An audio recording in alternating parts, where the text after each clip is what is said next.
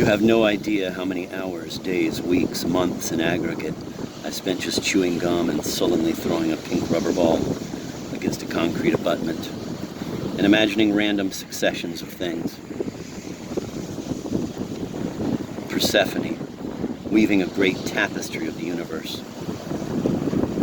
A hungover Johnny Knoxville in the lobby of the Mercer Hotel. A father in a sweat-drenched gray t-shirt, sprinting and propelling a jogging stroller at great speed. Child in stroller, white-knuckled grip on handles, flesh on his face rippling grotesquely like a G-force test pilot. A parent telling his rambunctious 8-year-old son that if he doesn't start behaving himself, he'll be transferred to Saudi intelligence, where guards rip the skin off their prisoners.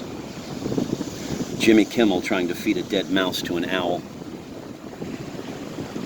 Josephine, the singer, in Norwegian black metal corpse paint, singing, "I've got to get a message to you," on The Voice.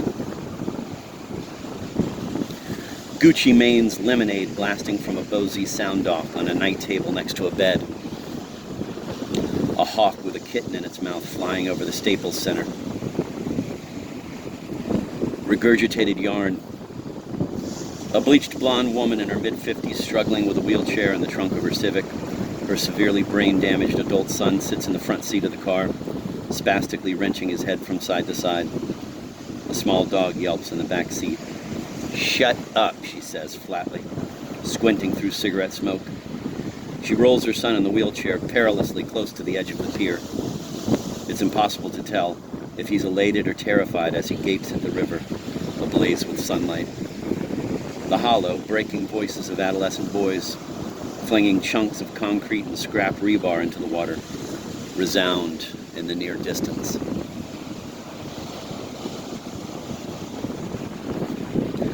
A motorcyclist slapping a magnetized bomb on the side of a car. Superman squeezing a lump of coal in his closed hand until it becomes a diamond. A professor, using only items purchased from a gas station vending machine, reconstructs the genome of an extinct mammal.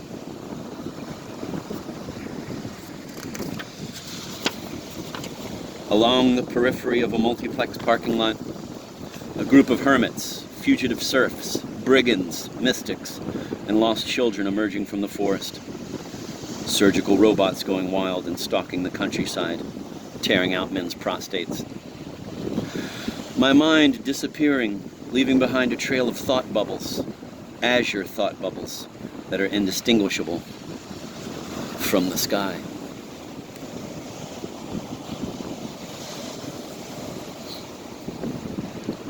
And yet these things, these random elements in this montage are trying to form a sentence, don't you think? A sort of rebus, as surely as the Queen of Wands, the Ace of Pentacles, the Knight of Cups in reverse, and the Chariot cards dealt out on the table of a psychic are trying to articulate something.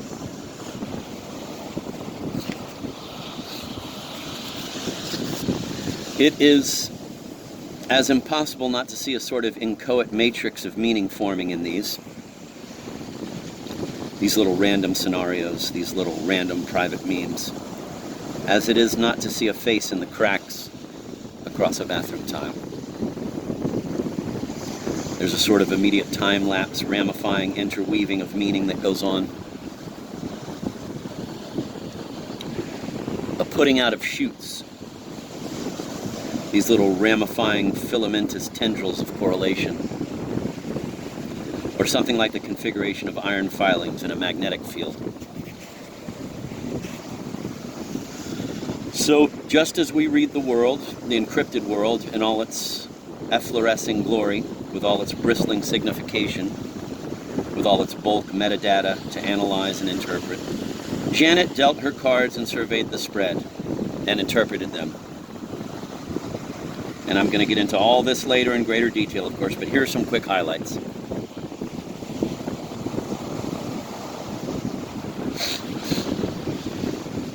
She said, "God and the spirits are saying you're unhappy."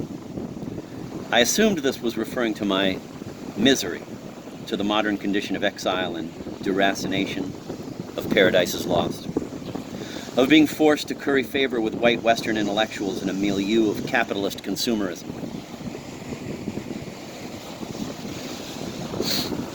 Then she said, whatever you're working on now, however much you might be struggling and thinking, am I doing it right? Yeah, you're doing it absolutely brilliantly. I gave a fist pump to the imaginary intern, wherever he is now. She said, are you cancer-free or will you have a recurrence in the future? Pick 5. I chose 5 cards from the deck. Janet scrutinized them carefully. Brow knit, biting her lip. It looks like it's totally over. But you continue to worry about it. Who wouldn't? What you worry about, you create. That was brave for us to ask that question. Us? I thought. That sort of reminded me of something my mom once told me. Her brain tumor, my cancer, and how glib even the most well-meaning people can be commiserating with you. She said, whenever anyone says to you, we'll get through this together, what they really mean is, God, am I glad it isn't me.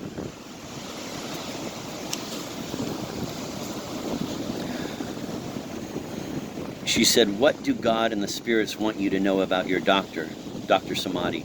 Pick 5. Again, I chose 5 cards. Janet appraised them for a moment or two and chuckled. Has your wife spent any time with Dr. Samadi? Mercedes? Aside from a few minutes right after my prostatectomy, no. She gave the cards another perusal. Well, I think on a visceral level, your urologist thought your wife was a very attractive lady because it comes up twice that way. He finds her very attractive.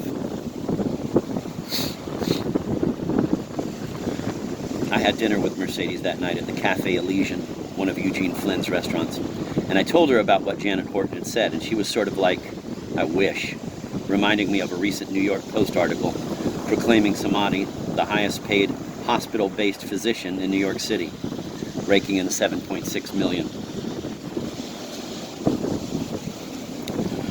There are 2 major potential side effects of a radical prostatectomy: urinary incontinence and impotence. My dad, who was vehemently opposed to the surgery, he's partial to proton beam radiation therapy, had tried to gently dissuade me by suggesting that Mercedes would leave me if the prostatectomy left me impotent. It all made me think about what an incredibly cruel joke it would be if your urologist, who's essentially the lord of your penis, were having an affair with your wife. It would be some modern biopolitical version of droit de seigneur, wouldn't it? Or if there were a club or a cabal of evil urologists gelding their patients and seducing their wives. But to get back to reality here, back to nonfiction. David Samadi is probably the top robotic radical prostatectomy surgeon in the world. I would say he's like the Alexander Ovechkin of robotic radical prostatectomy surgery. And just on a purely personal level, I think an extraordinarily caring person. And if either of you guys ever needs a prostatectomy, this is your guy. I'd be more than happy to give him a call. Janet contacted each of my deceased grandparents. Ray said, you're doing a great job of looking after your mom. I really appreciate that. Sam said, you've done a great job as a dad. Harriet, you're not having enough happy-go-lucky sex. Rose, have sex, have fun. Life will get you in the end, so enjoy it. The obvious implication here is that your dead grandparents are watching you fuck.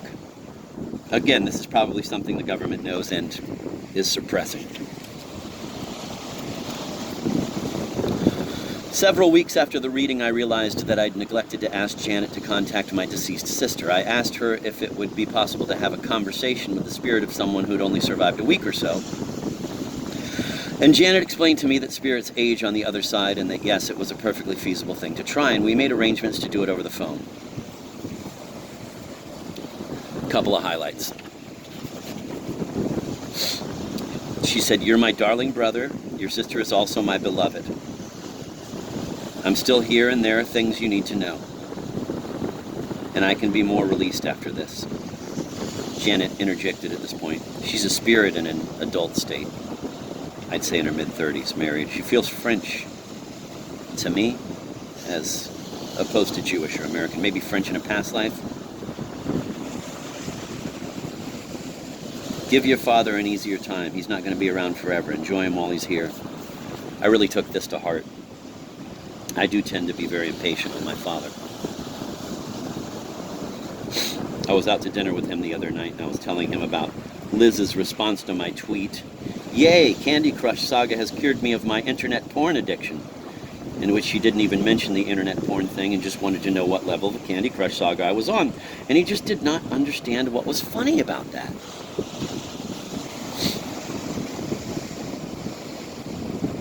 And after repeating it to him more slowly with each iteration, which I know in itself probably felt condescending to him, I tried to come up with some analogous scenario that he might understand. I said, okay, Dad, what if you're playing tennis with someone, my father loves tennis, and you get a call that your son was just killed by a bomb, okay? And you call up a friend and you tell him, and your friend's response is, so what's the score of your tennis match? You don't think that would be funny? I mean, in a sort of dark way, but funny? And he still didn't get it. And I really became sort of exasperated with him. And I could see that his feelings were hurt. That he thought I thought he was being stupid. It's something I absolutely need to modify. Being so hard on him. So intolerant. I was there when somebody saved you in the hospital. That's why you're still here. You had a star for a surgeon. Janet asked, is there anything we can do for you? No, I'm dead.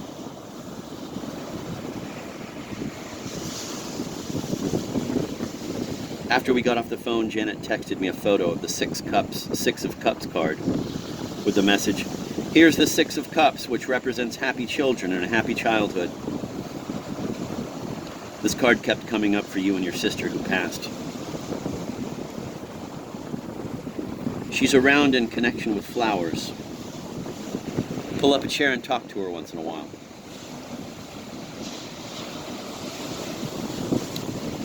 This is a girl who died at 1 week old in a Jersey City hospital in 1961, almost 55 years ago, who's now supposedly in her 30s, living in the spirit realm, living in glory, according to Janet. And I don't know, it's hard after all this time to suddenly feel close to her, to just pull up a chair.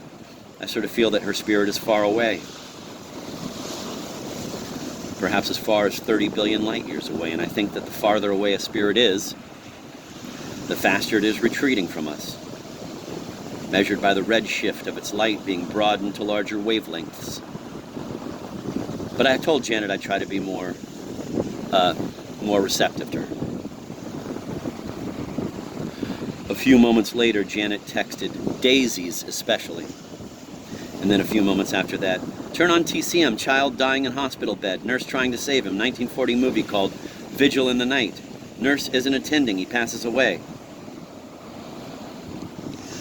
So my deceased sister is speaking to us through daisies and Turner Classic Movies? I texted. That sounds sarcastic, but it wasn't meant that way at all. I firmly believe that the world is constantly producing signs for us to decipher. And I was happy. I was proud of Janet, actually. That she was reading phenomena instead of simply relying on cards. The world's phenomena are just an infinite tarot deck, Janet. In retrospect, I was really struck, sort of offended, to be honest, by how garrulous, how indiscreet spirits can be. Apparently there's no code of omerta in effect here. So I want to say something to all my dead relatives, particularly my grandparents.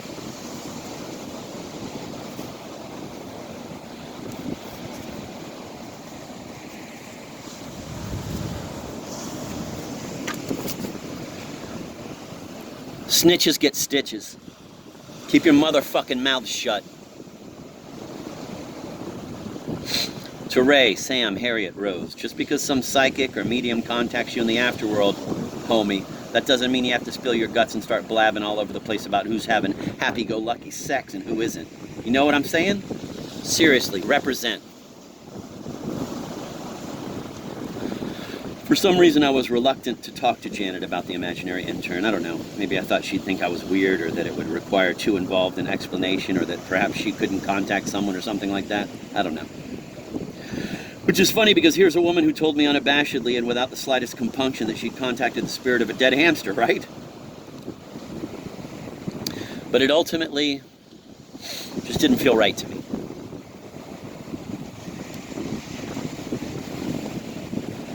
I decided that trying to contact a paracosmic being through a psychic would just be terribly intrusive.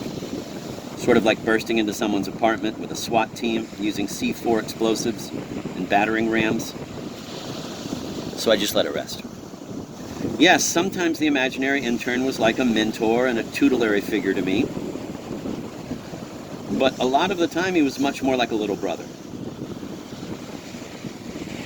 And I need to love him and care for him as much, if not more, in his absence than I did in his presence.